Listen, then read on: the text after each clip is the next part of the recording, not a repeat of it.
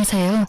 서울에 살고 있는 평범한 30대 기혼 여성입니다. 저는 현재 서울의 한 백화점 매장에서 근무하고 있습니다. 연말이라서 쇼핑하러 오는 사람들이 엄청나게 많아요. 그래서 요즘 정말 눈코 뜰 새 없이 바쁘게 일만 하면서 지내고 있답니다.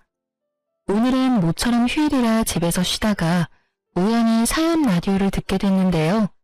정말 세상 별별 사연이 다 있더라고요.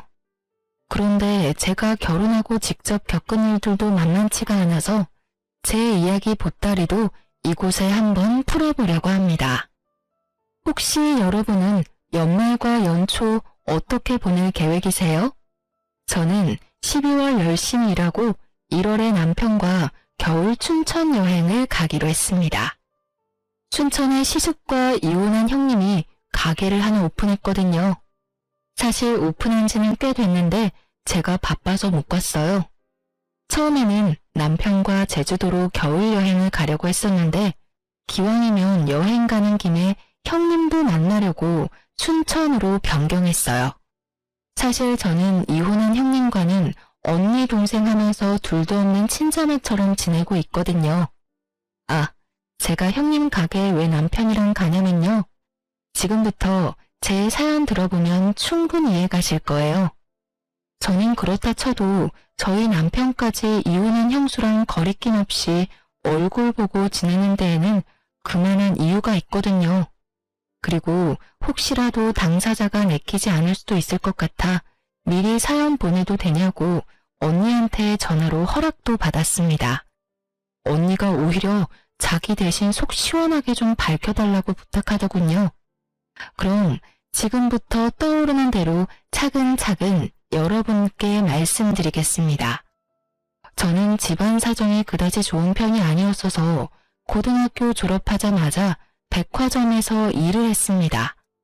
지금은 제가 화장품 매장에서 일하지만 결혼 전에는 명품 매장에서 일했어요. 그때 저와 남편은 직원과 고객으로 처음 만났습니다. 그 당시 저는 제가 번 돈으로 엄마에게 생활비를 주고 나머지 남는 돈으로는 열심히 저를 꾸몄습니다. 어려서 스트레스를 어떻게 풀어야 하는지 잘 몰랐거든요. 그냥 휴일에 무작정 쇼핑으로 소비하는 게 일상이었습니다. 제 얼굴에 침 뱉기지만 솔직하게 말씀드리자면 지금과 달리 어릴 때의 저는 경제관념이 아주 엉망이었어요. 그래도 그나마 다행이었던 건 제가 이성관계에 전혀 관심이 없어서 다가오는 남자들은 다 거절했습니다. 사실 막연하게 호기심은 있었는데 일하느라 지쳐서 연애 따위 꿈도 못 꿨었죠. 그러다 남편을 만나 서로 첫눈에 반해서 저는 첫 연애이자 마지막 연애를 시작할 수 있었습니다. 신기하게 아무리 바빠도 연애가 가능하긴 하더라고요. 저는 남편 만나서 사랑을 배웠고 시댁에서는 그 외에 다른 것들도 참 많이 배웠습니다. 그리고 조금 부끄럽지만 미래를 위해 저축하는 법도 남편과 연애하면서 습관을 들였죠. 그렇게 연애를 2년 정도 하고 저희는 결혼 약속을 했습니다. 처음 예비시댁에 인사드리러 가는 날에 잔뜩 긴장해서 몸이 굳었던 기억이 납니다. 예비신부가 엄청 표독스러운 얼굴로 저를 한번 노려보더니 이내 안 좋은 말들을 쏘아붙이더라고요. 엄마, 우리 왔어요. 어머님, 안녕하세요. 처음 뵙겠습니다. 어머나, 누가 어머님이야? 말 조심해요, 아가씨. 이놈아, 넌 하다하다 이제 백화점에서 일하는 여자애 꼬셔서 집에까지 데리고 오냐? 넌 어떻게 생겨먹은 놈이 여자의 얼굴이면 다 되는 거야? 아니 조건 같은 건 따질 생각이 없는 거냐? 결혼이 애들 장난이냔 말이야. 아이고 데리고 온 여자의 수준 봐라. 아주 머리부터 발끝까지 명품으로 치장을 했구만. 겉이 화려하면 못하냐? 아무리 그래도 속은 못 바꾸지. 어머니, 그래도 처음 보는데 말이 너무 심하잖아요. 윤진이는 그냥 엄마한테 잘 보이려고 꾸미고 온 거라고요. 말이 심하긴 뭐가 심해? 어른 어른 처음 만나는 날에 저렇게 과하게 나타나는 게 정상이냐? 난 저 아가씨 어디 TV쇼에 출연하러 온 줄 알았다. 화장은 또 얼마나 짙은지. 난 너 몇 년 잠잠하다가 결혼하래 데리고 온 데서 이제야 네가 정신 차렸나 싶어서 잔뜩 기대했어. 근데 어디 저런 인물을 데리고 와? 감히 우리 집안에 가당키나 한 줄 알아? 그리고 어른한테 인사로 가는데 여자애가 뭣도 모르고 저렇게 과하게 꾸몄으면 너라도 말렸어야지. 으이그 속 터져. 아이고 내 팔자야. 죄송합니다 어머님. 제가 너무 잘 보이고 싶은 마음에 과하게 꾸몄나 봐요. 다음에는 꼭 단정히 오겠습니다. 어머 아가씨, 나한테 어머님이라 부르지 말라니까요. 내 아들이랑 얼마나 만나다 헤어질진 모르겠지만요. 아가씨랑 나 사이에는 다음은 없네요. 그러니까 험한 꼴 더 당하지 말고 돌아가요. 저는 그때 처음 겪는 상황에 너무 놀라고 무서웠습니다. 아무래도 저는 남편과 학력 차이도 나고 모든 면에서 스스로 부족하다고 생각하고 있었거든요.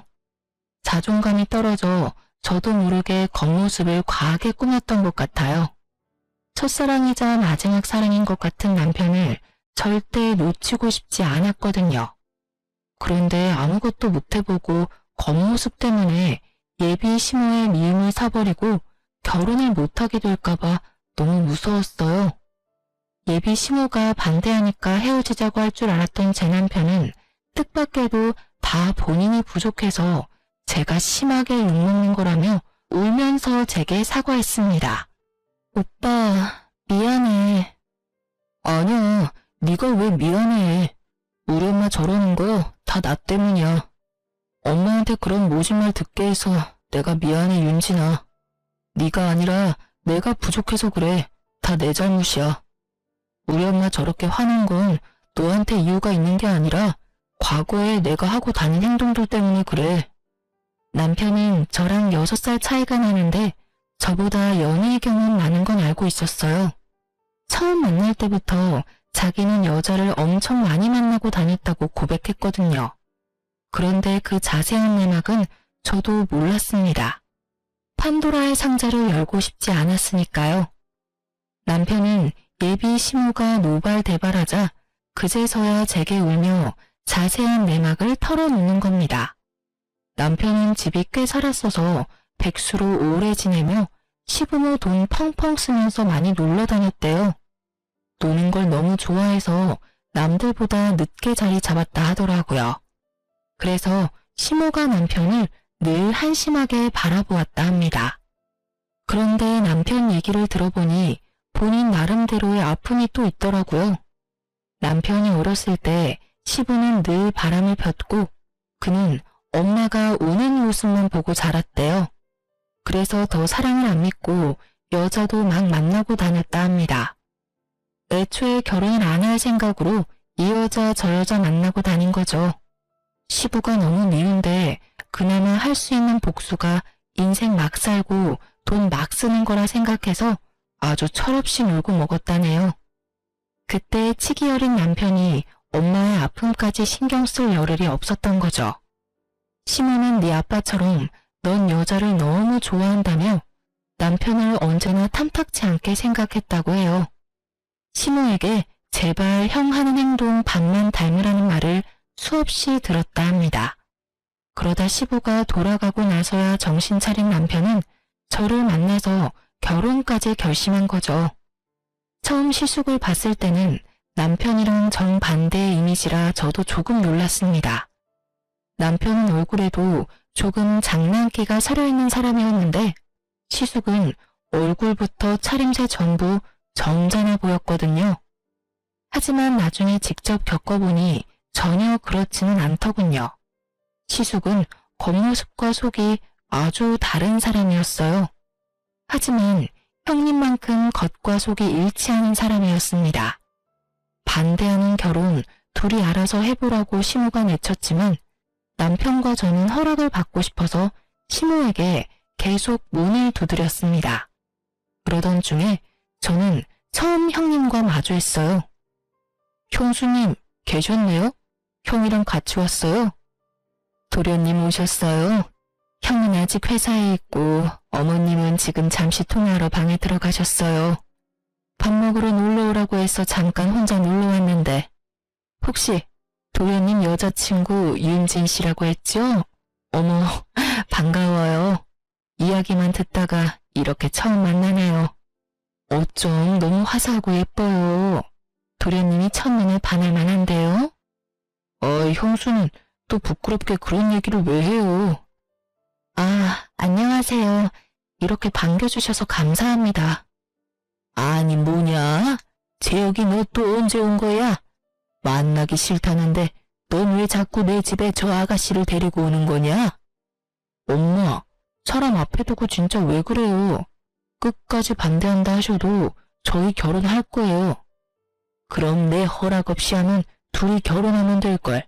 이렇게 찾아와서 고집 부리는 이유가 뭐야? 네 형수 모처럼 나 만나러 집에 왔는데 너랑 네 여자친구가 우리 시간 다 망치는구나. 어머님, 저는 괜찮아요. 도련님도 얼른 장가가야 하잖아요. 저는 도련님 여자친구 처음 봐서 너무 신기하고 좋은데요. 아가, 저놈 편 들어주지 마라. 아이고, 내 정신 좀 봐라. 너 저번에 먹고 싶단 오이소박이 내가 해놨으니까 쟤들 보내고 얼른 누룽지 끓여서 우리끼리 먹자.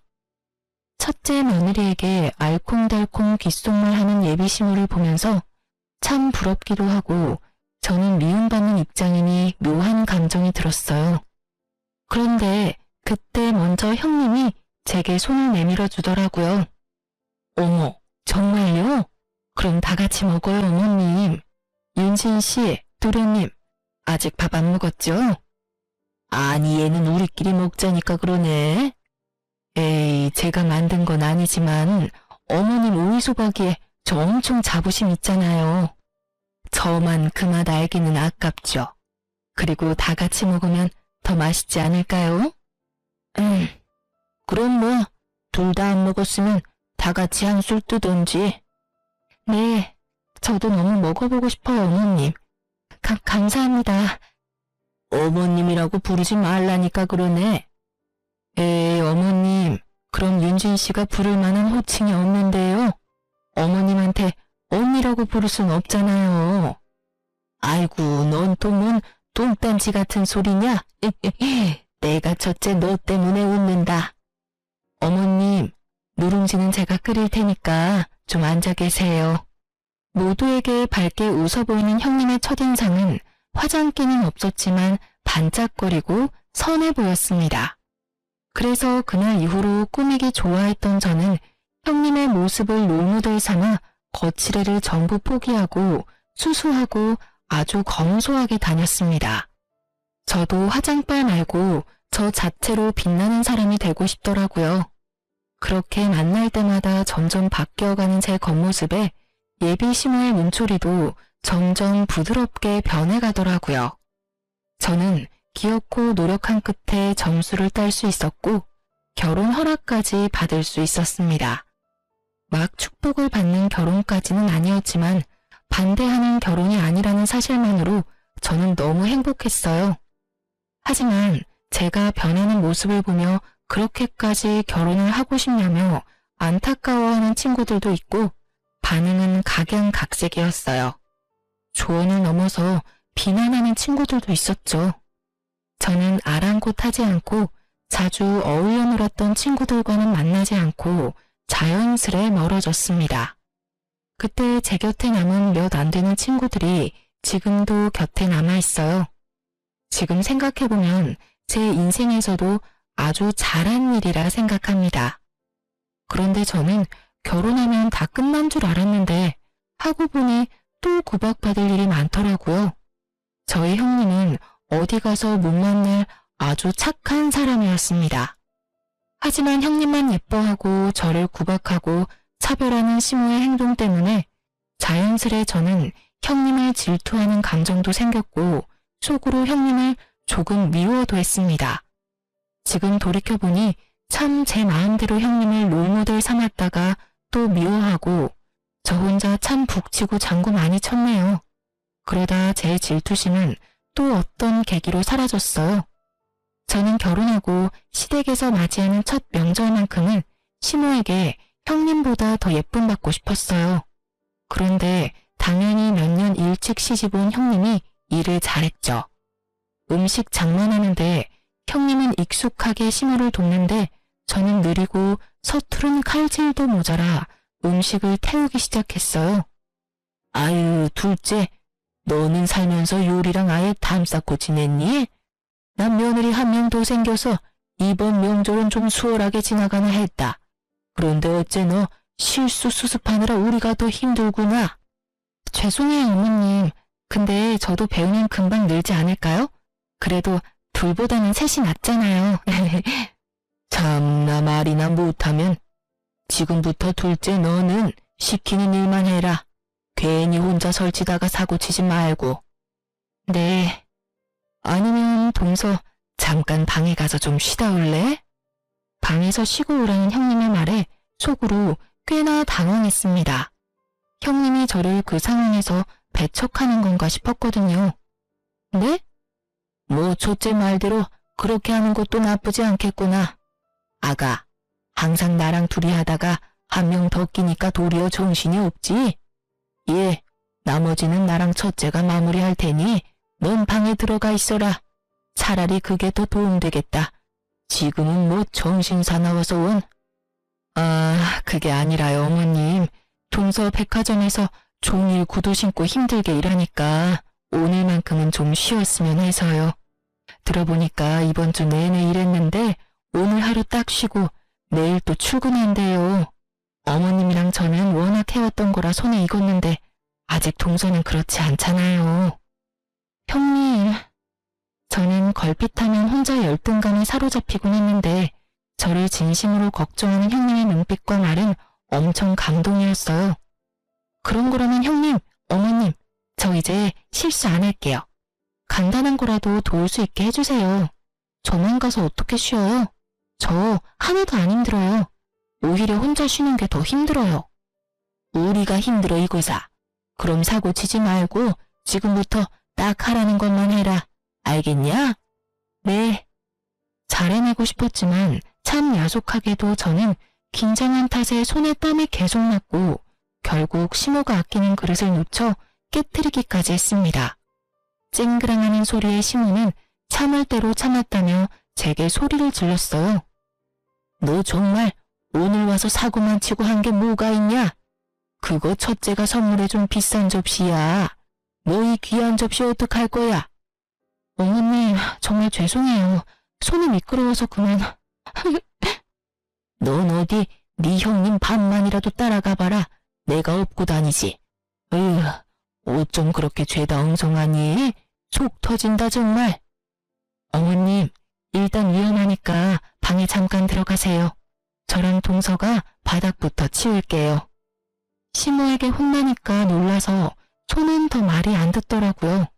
깨진 접시 조각을 맨손으로 치우려는데 형님은 바로 제 손을 저지하고 고무장갑을 끼곤 저 대신 바닥을 청소했습니다. 동서, 그러다 예쁜 손 다쳐. 내가 할 테니까 잠시 앉아 있어. 죄송해요, 형님. 청소 후에 형님은 다 같이 마실 수 있게 차를 우리더니 시모와 제게 내밀었습니다. 놀라서 몸이 굳었을까 봐요. 아가, 역시 너는 센스가 타고났구나. 에이, 어머님, 혹시 저 처음 시집 왔을 때 기억나세요? 자꾸 저 띄워주시면 저 동서 보기 창피해요. 형님이 배시시 웃자 시모는 갑자기 웃음보가 터졌습니다. 영문을 모른 채 저는 두 사람을 보면서 차만 홀짝이고 있었죠. 어머, 아유, 내가 이제 늙었나 보다. 잠시 망각했어. 그래, 너에 비해 둘째는 양반이구나. 둘째 너 지금 손 빠르고 꼼꼼한 네 형님이 처음 우리 집 왔을 때 어땠는 줄 아니?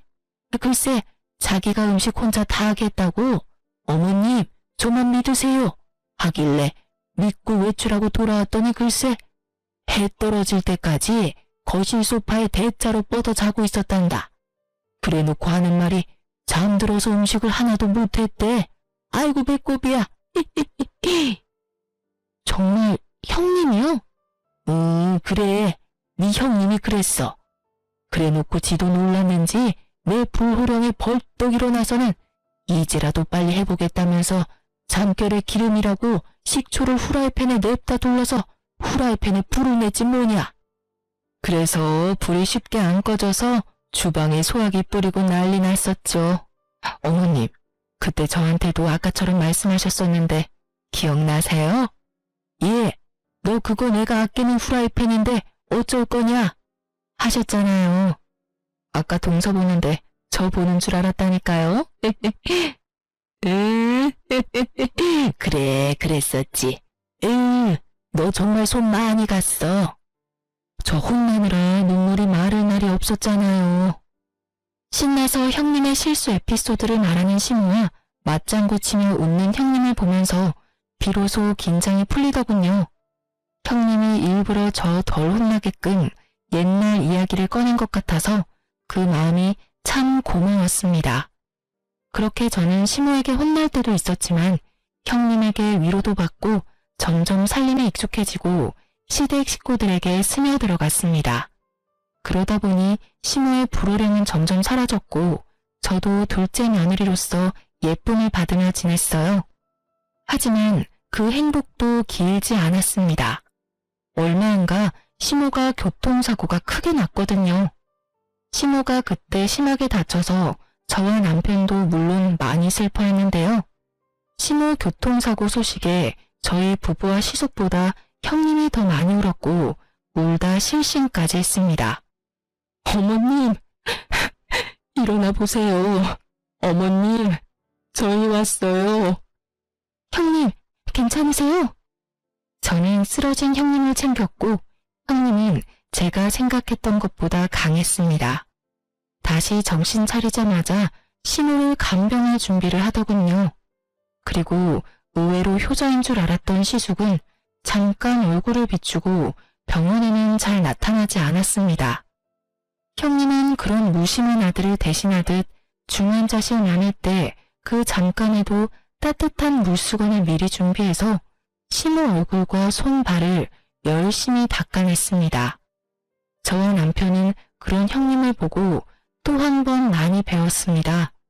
그리고 형님은 시모 누워있는 동안 혈액순환이 잘 되어야 한다며 짧은 면회 시간 끝날 때까지 발바닥을 열심히 주물렀죠.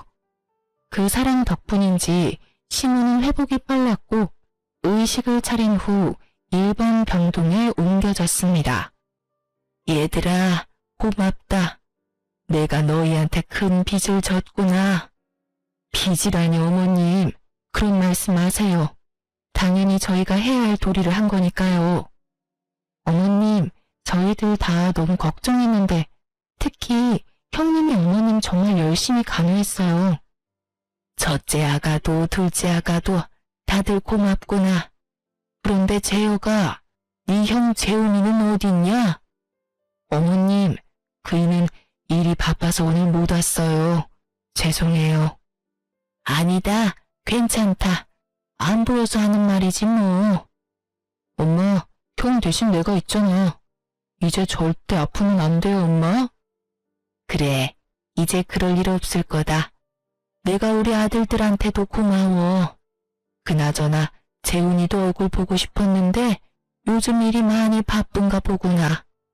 그때 형님은 어딘가 불편한 얼굴로 웃어 보였어요.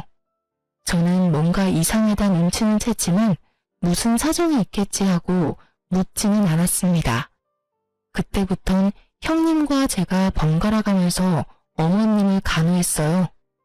하지만 저는 백화점에서 일을 하고 있어서 형님이 거의 다 한 거나 마찬가지였죠.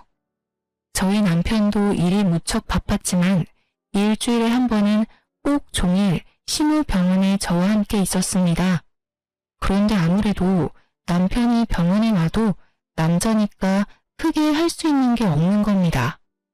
시모는 화장실을 혼자 다닐 수 없어서 한동안 기저귀를 차고 있었는데 그런 시모의 기저귀를 남편이 직접 갈아줄 수 있는 것도 아니었습니다. 남편은 아들로서 무능한 마음이 든다고 괴로워했어요. 그래도 남편은 엄마의 기저귀는 직접 못 갈아도 병원에 가면 자기가 할 수 있는 일을 꼭 찾아서 작은 거라도 보탬이 되려고 노력했습니다. 예를 들면 물 떠오기, 손 발톱 깎아드리기, 다리 주물러드리기 등등 자질구레하지만 꼭 필요한 일들을 찾아서 했죠.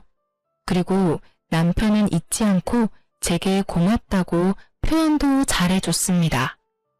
여보, 백화점 일하느라 우리 엄마 신경 쓰느라 요즘 당신 정말 고생이 많아. 정말 고마워. 나만 고생인가? 모두가 고생이지. 난 괜찮아. 그리고 형님이 거의 어머님 간병 다 하고 있잖아. 그나저나 형님 요즘 얼굴이 너무 수척해졌던데 걱정이야.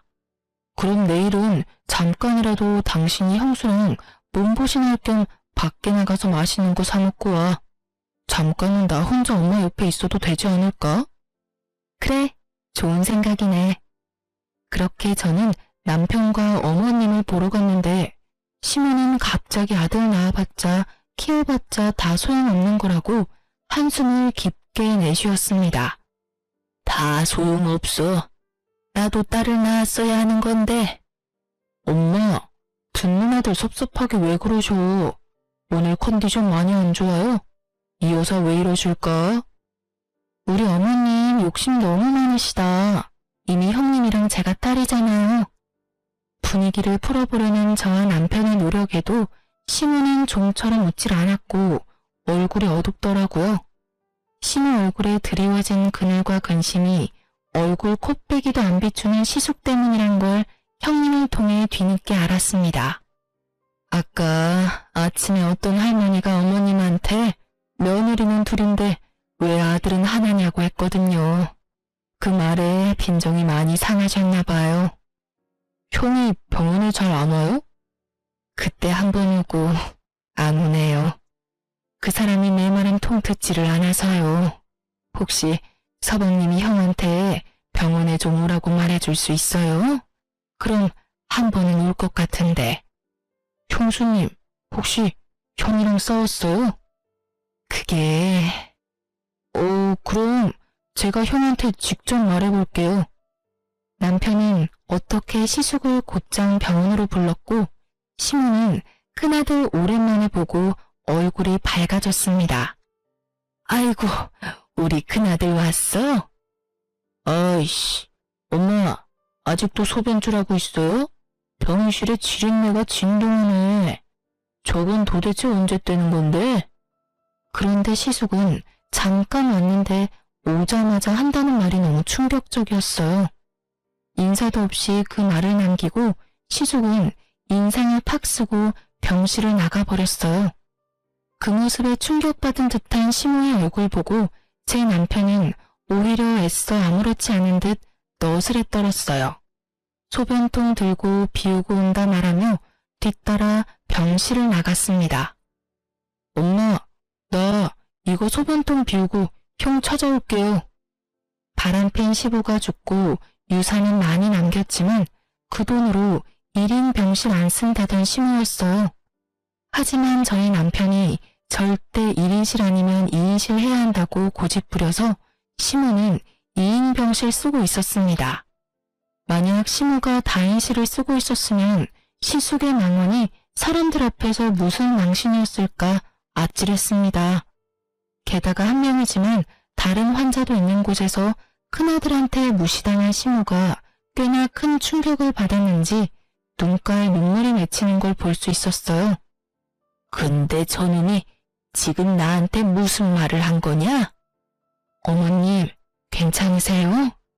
좀 망할 놈의 자식이. 형님이 시모를 챙기는 사이 저는 혹시 몰라 남편을 따라 나섰습니다. 그때 처음으로 형한테 반기를 드는 남편을 보게 됐습니다. 소변통 든 저희 남편이 흥분해서 시숙이랑 싸우고 있었죠. 야, 너 어떻게 말을 해도 그따위로 해? 형한테야? 너? 참나. 너 내가 경고하는데 위아래 구분 똑바로 해, 이 자식아. 아, 넌 뭐 위아래가 있어서 아픈 엄마한테 지린내가 어쩌고 막말했냐? 이제 엄마 멀쩡해 보이니까 이인실 못 쓰게 해라. 뭐? 너 지금 뭐라고 했냐? 간호사한테 당장 다인실로 옮겨달라 해. 노인네 저렇게 병원비 쓰는 만큼 나랑 네가 받을 유산 줄어드는 거야. 너 정신 바짝 차려라.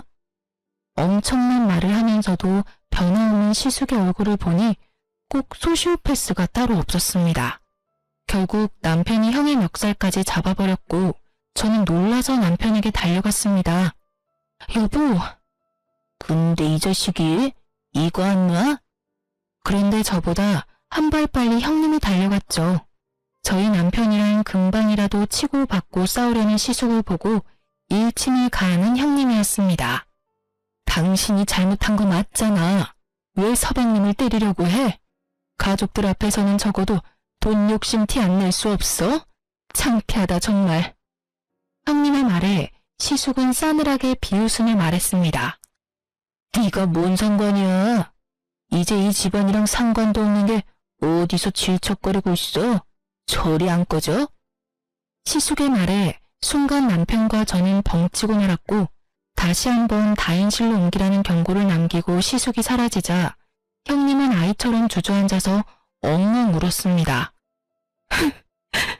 나 어떡해요 서방님. 동서 나 어떻게 살아 이제? 형님 왜 그래요? 무슨 일 있어요? 형수 왜 그래요? 저는 아니 형이 형수님한테 왜 저렇게 말해요? 서방님 형 어떤 젊은 여자랑 바람났어요. 당장 이혼하자요. 네? 형님은 시숙이 바람피는 걸 알면서도 지금까지 살뜰히 심호 병수발 들고 있었던 겁니다.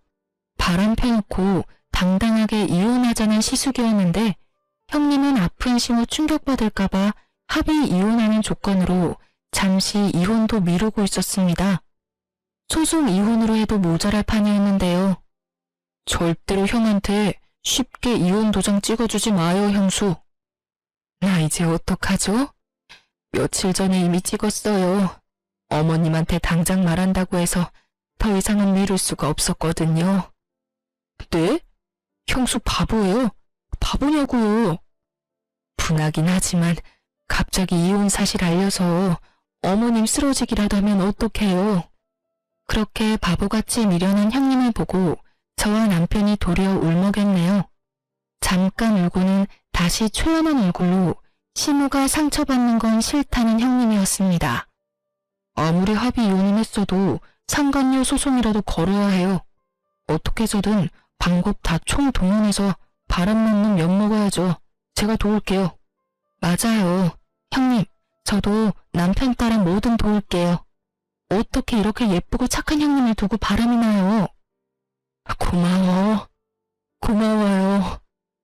저희 부부는 형님과 변호사를 만나서 상담도 하고 이런저런 계획을 세우고 있었는데 시숙은 초스피드로 형님이랑 합의 이혼하자마자 재혼을 했습니다. 어떻게 알았냐고요? 시숙이 직접 당당하게 말하더군요.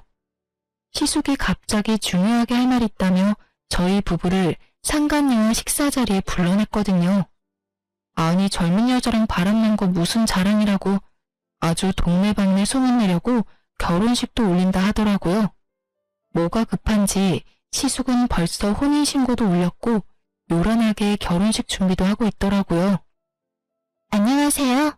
우리 자기한테 말씀 많이 들었어요. 얼굴에 철판이라도 깔았는지 아무렇지 않게 저와 남편에게 해맑게 인사하는 상간녀 보고 저와 남편은 보란듯이 투명인간 취급을 해줬습니다. 급한 일이라더니 이런 자리에 왜 불렀어? 결혼 전에 인사 나누려고 불렀지. 우리가 한가해 보이나 봐? 그리고 내가 왜 형 상간녀한테 인사까지 해야 하지? 네?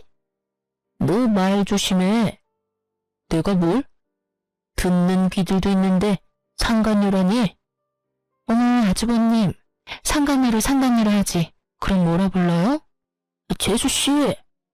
언제는 그쪽이라더니 이제야 저를 재수씨라고 불러주시네요. 우린 보이는 그대로 말했는데 뭐가 문제인지 모르겠네. 그리고 엄마는 병원에 아직도 계시는데 형은 뭔 생각으로 우릴 여기 부른 거야? 진짜 제정신 아니지? 삐딱하게 구는 것도 정도껏 해. 이제 가족이라곤 너랑 나랑 둘뿐인데 서로 의지하고 살아야지 않겠어? 뭔 개소리야 그게. 우리 엄마 멀쩡히 살아있는데. 죄송하지만 저는 형제끼리 싸움에는 관심 없어요. 그냥 다 같이 잘 지내고 싶거든요. 물론 동서랑도 잘 지내고 싶고요. 우리 형님은 어머님 병원에 있는데 당신 지금 누구 보고 동서래? 진짜 뻔뻔하네. 상간녀 주제.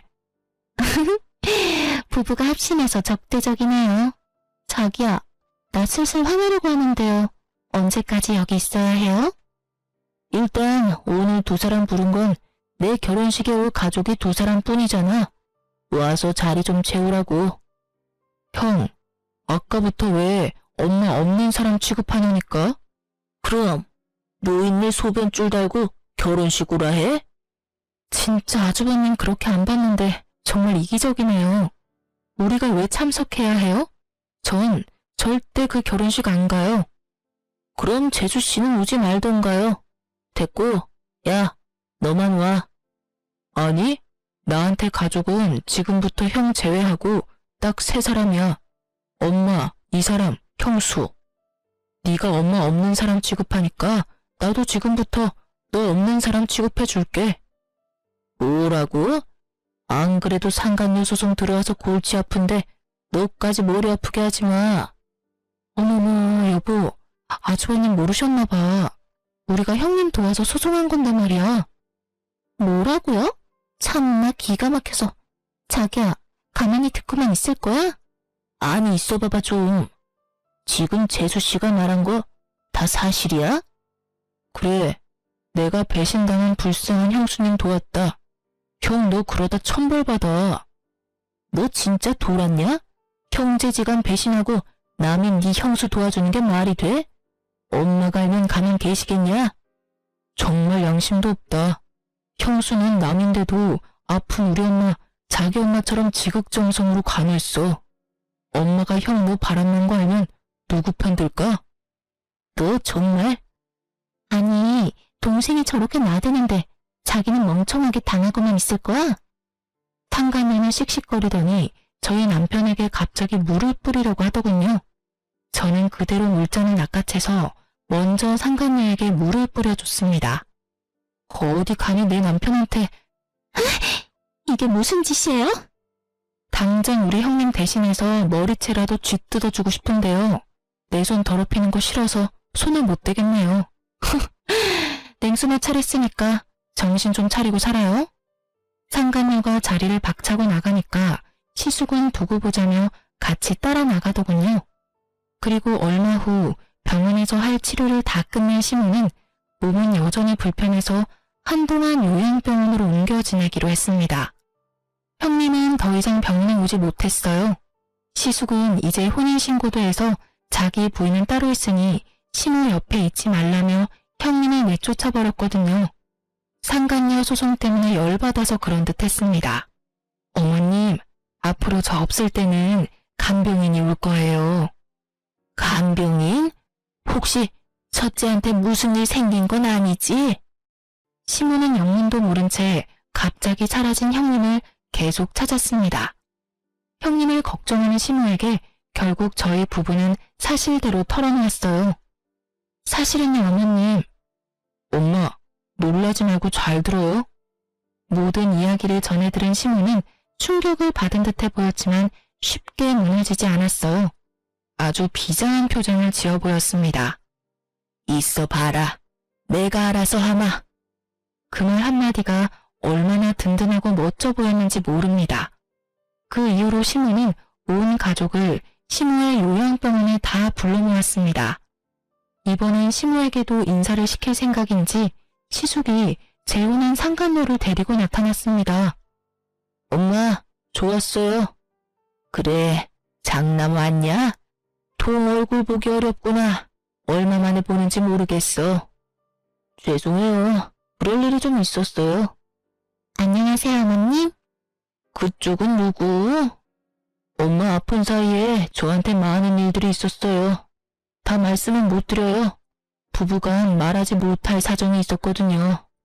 그 사람이랑은 이혼도 합의해서 잘했고 저는 진짜 제짝 만나서 재혼했어요. 시숙이 말을 워낙 청산유수처럼 해서 가만 들어보니 마치 본인 잘못한 거 하나도 없다는 듯 상황 설명을 하더군요. 그래서 뭐 이혼했다는 거냐? 예. 재혼도 그 사이 했고? 네. 결혼식은 좀 이따 올릴 건데 혼인신고 먼저 했어요. 그래서? 왜? 그동안 코빼기도 안 보이더니 이제서야 새 부인 데리고 나타난 이유가 뭐냐? 그게 저 요즘 사업이 좀 어려워져서요. 엄마가 좀 도와주셔야겠어요. 그래? 2억 정도 필요해요. 2억 달라는 말을 신우에게 아무렇지 않게 꺼내는 시숙을 보고 저와 남편은 깜짝 놀랐습니다. 뻔뻔한 것도 정도가 있잖아요. 게다가 시숙은 결혼식 비싼 호텔에서 해야 한다며 돈을 펑펑 쓰고 있었거든요. 사업이 어려운 와중에도 시숙은 바람피고 무리하게 재혼하느라 사치하고 있었던 거예요. 놀란 저희 부부와 달리 잠자코 듣던 시모의 얼굴에는 표정 변화가 없었습니다. 안 그래도 나 죽고 나면 유산은 어떻게 할지 모두에게 말해주려고 오늘 불렀다. 내가 한 번도 돈 관련해서 따로 얘기한 적 없으니까 다들 궁금도 했겠지. 이번에 교통사고 나면서 깨달았어. 참, 언제 어디서 어떻게 죽을지 알 수 없는 게 이놈의 인생이야. 그래서 미리 내가 정리를 좀 하려 한다. 저는 그 순간 상간녀에게 해실거리며 웃는 시숙의 악마 같은 모습을 또 봐버렸습니다. 정말 역겨웠어요. 하지만 어머님이라고 눈이 없을까요? 그네, 넌 돈 얘기하니까 대놓고 좋아하는구나. 그런 거 아니에요, 엄마. 그런데 그냥 유산 나눠주면 재미없지. 나도 보험은 들어놔야 할 거 아니야? 내가 죽기 전까지 나 보살필 놈한테 더 많이 줘야지. 안 그러냐? 그럼 이제 말해봐라. 나 요양병원에서 퇴원하면 첫째, 둘째 중에 어느 집으로 가면 되냐? 그게... 시모의 말에 시숙은 머뭇거렸고 남편은 그런 시숙을 비웃었습니다. 엄마, 둘째 아들이 모실게요. 네, 어머님, 저희 집으로 오세요. 그러자 시숙은 아니라며 장남이 모시겠다 소리쳤죠. 무슨 둘째 집에 가요? 엄마는 장남이 모셔야지. 자기야, 그게 무슨 말이야? 나랑 상의도 없이 그런 게 어딨어. 그런 말은 전혀 없었잖아. 난 싫어. 상간녀가 눈치 없이 시숙에게 칭얼거리자 시숙은 참지 않고 불같이 화내더라고요. 어떻게 될지 모르니까 넌 좀 조용히 있어. 에휴, 젊은 아가씨가 아주 꽉 막혔네. 나도 태어나기 전까지 고민을 좀 해봐야겠어. 그럼 이제 내 수발은 아가씨가 될 건가? 재혼했으니까 말 편하게 할게. 지금 내 상태는 알고 있고. 네? 수발이라뇨? 계속 간병이 쓰는 거 돈 아깝잖아. 내가 전보다는 나아지긴 했는데 요즘 통 화장실 가기 전에 지려서 기저귀를 다시 차고 있어. 그래도 소변줄 뗀 게 어디야? 기저귀 갈아주는 거 어렵지 않지? 저는 그런 거 못해요. 차라리 간병인을 쓰세요. 얼굴 빨개진 상간녀가 머뭇거리며 못한다 했어요. 그러자 시모는 쌍심지를 켜고 상간녀에게 말했습니다. 왜? 집에 시어머니 모시는 것도 못하겠고 병원 와서 내 기저귀 가는 거 겨우 그것도 못하겠어? 그럼 도대체 네가 할 수 있는 게 뭐야?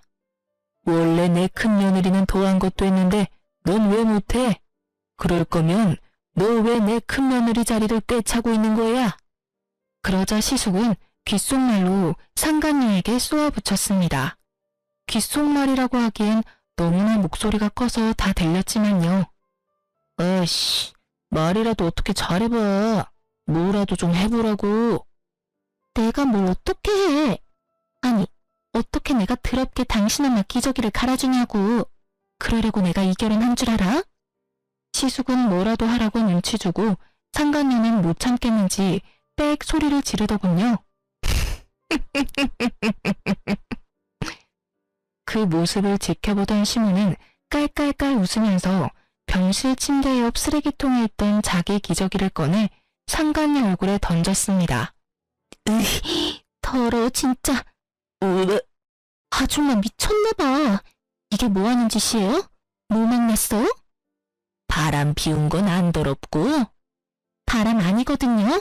사랑한 거예요. 엄마, 진정하세요. 이혼하고 만난 거라고요. 바람 핀 거 아니에요. 바람?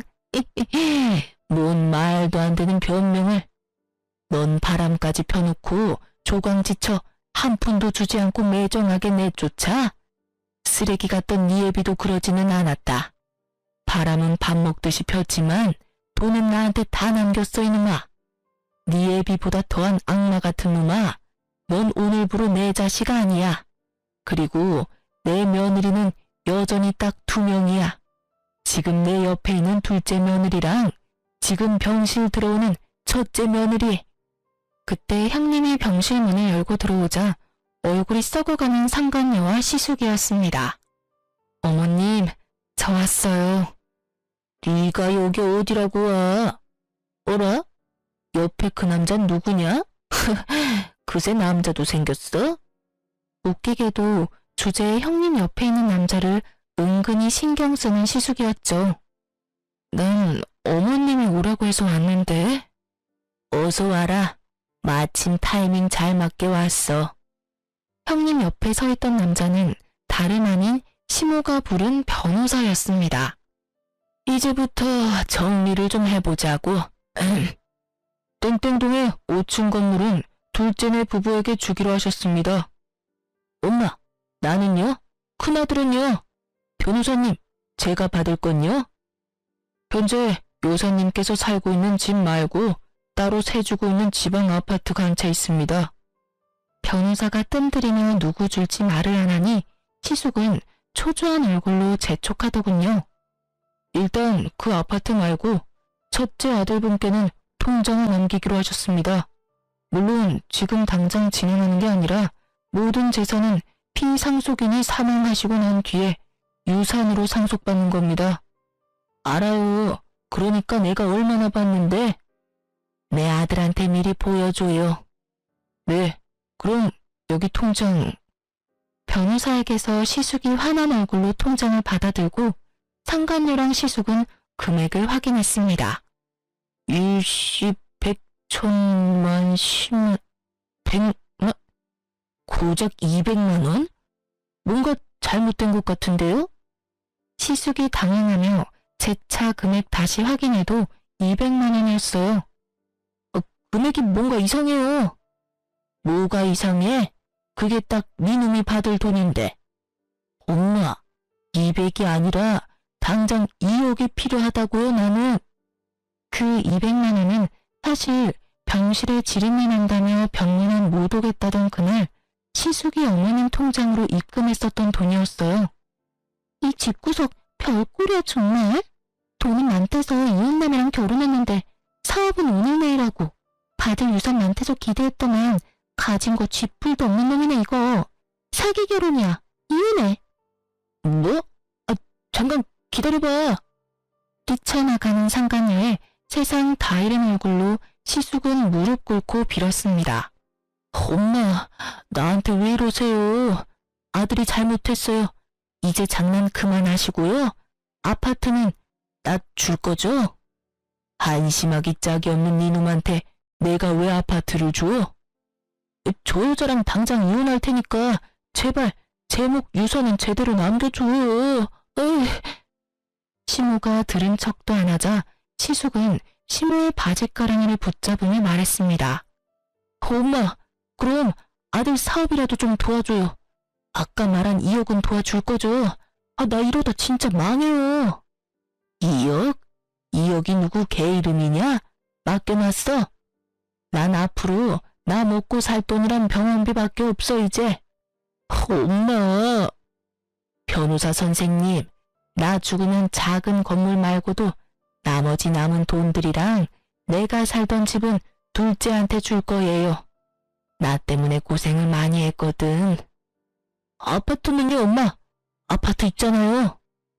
이미 난 네 조강지처한테 그 아파트 줘버렸는데 네가 이혼 안 했음 그 아파트 팔아서 같이 썼겠지. 멍청한 놈. 어디 지 아빠랑 똑같은 짓거리를 해? 꼴도 보기 싫다. 다신 내 앞에 나타나지 마라. 뭐라고요? 야, 너 사실이야? 그런 걸 받았으면 나한테 말을 했어야지. 몰랐니? 탐낼 걸 탐내. 어머님이 나 평생 고생만 하고 불쌍하게 이혼당했다고 너 대신 위자료 챙겨주신 거거든?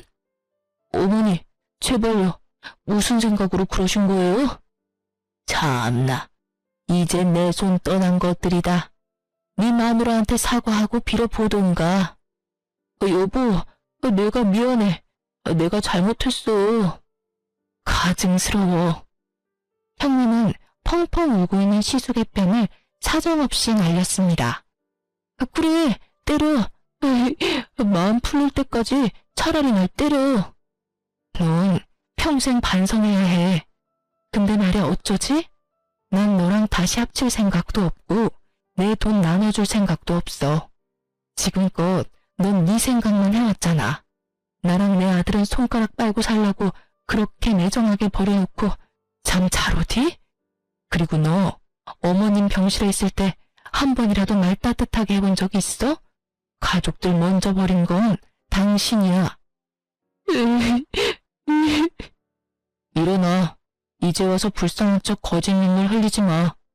그동안 엄마랑 형수한테 피눈물 나게 한 건 형이잖아. 시모는 끝까지 시숙을 외면했고 남편은 짐승처럼 울부짖는 시숙 멱살을 끌고 병실에서 나갔습니다. 시모는 시숙이 사라지자마자 결국 눈물을 훔치며 말했죠. 아가, 이런 한심한 꼴 당하게 해서 미안하다. 내가 아들을 한참 잘못 키웠어. 정말 미안하다. 어머니, 아니에요.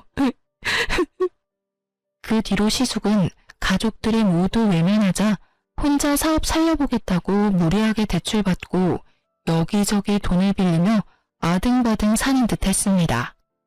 대출금 갚는 것만 월 몇백이라서 남편에게 빌빌 기면서 한 번만 돈 좀 빌려달라고 구걸한 적도 있었어요. 남편은 형에게 그러게 왜 똑바로 살지 않았느냐고 네 업보라며 절대 한 푼도 빌려주지 않았습니다. 시숙은 그렇게 대출까지 끌어다 썼지만 결국 사업도 망하고 빚만 가득한 폐인이 됐습니다. 상간녀는 당연히 시숙 버리고 도망간 지 오래였고요. 잘못에 비해 택도 없이 적은 금액이긴 했지만 형님은 상간녀 소송으로 위자료도 받았습니다. 그렇게 멀끔하고 점잖아 보였던 시숙은 인생 쫄딱 망하고 고시원살이를 하고 있어요. 형님은 앞서 말했던 것처럼 친정엄마랑 춘천에서 장사를 하고 있는데 말 그대로 초대박이 나서 아주 바쁘고 재밌게 살고 있습니다. 조카도 이번에 고등학교 들어가는데 공부 잘해서 기숙사에 들어가서 살고 있고요. 안타깝게도 어머님 말대로 죽음은 갑자기 찾아왔고 저희 어머님은 1년 전 돌아가셨습니다. 시숙은 어머님 장례식장에 나타나지도 않았습니다. 재산을 받지 못한 것에 아직도 앙심을 푸는 것 같아 보였어요. 그래도 부모이고 핏줄인데 어쩜 이리 무정할까요? 그 뒤로 어머님 유산은 어머님이 말한 대로 다 받았습니다. 형님은 그 아파트 팔아서 가게 여는데 조금 보탰고 나머지는 공부 잘하는 조카 나중에 유학 보내줄 거래요. 피 안 섞인 시무를 살뜰히 간병하고 의리 지켜서 결국 행복해진 저희 형님. 아직까지도 저는 대단하게 느껴집니다. 평소에 좀 무뚝뚝할지라도 바람만이라도 안 폈으면 시숙이 시모의 유산을 받을 수 있었을까요? 생각해보니 것도 아닐 것 같네요. 멍청하게 돈도 가족도 모두 잃은 시숙 보면서 저희 남편은 더 올바르게 살려고 노력하고 있습니다. 아빠와 형을 절대 요만큼도 닮고 싶지 않다면서요. 절대 하늘은 손바닥으로 못 가리는 것 같아요. 시숙과 형님 보면서 결국 마지막에는 착한 사람이 이기고 나쁜 사람이 벌 받는다는 걸 저는 간접적으로 경험했습니다. 어머님이 마지막 순간 했던 말이 저는 아직까지도 마음이 아파요. 남편에게 제발 너라도 가정 지키고 행복하게 살아라 라고 하셨거든요. 원래도 착한 저희 남편은 시모의 마지막 말처럼 가정에 정말 충실하고 있습니다. 남편과 저는 서로 의지하면서 잘 살고 있습니다. 하늘에서 저희 어머님도 상처 없이 잘 지내셨으면 좋겠습니다. 그럼 지금까지 제 긴 사연 들어주셔서 감사합니다.